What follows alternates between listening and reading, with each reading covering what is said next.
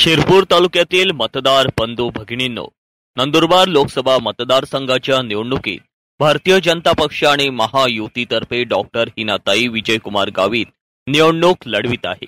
त्यांच्या प्रचारासाठी राज्याचे लोकप्रिय उपमुख्यमंत्री नामदार देवेंद्रजी फडणवीस यांची प्रचार सभा 8 मे रोजी बुधवारी सकाळी 9:30 वाजता शिरपूर शहरातील आर.सी. पटेल फार्मसी महाविद्यालयाच्या ग्राउंडवर आयोजित करण्यात आले आहे। या सभेसाठी मोठ्या संख्येने उपस्थित राहण्याचे आवाहन डॉक्टर तुषार रंधे यांनी केले आहे। नंदुरबार लोकसभा मतदारसंघातील सर्व मतदार बंधू भगिनींना नमस्कार।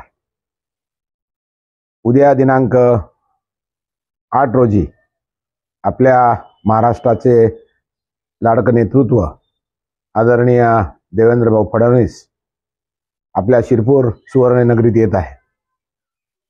त्यांच्या जाहीर सभेचं आयोजन आपण या निमित्ताने केलेलं आहे।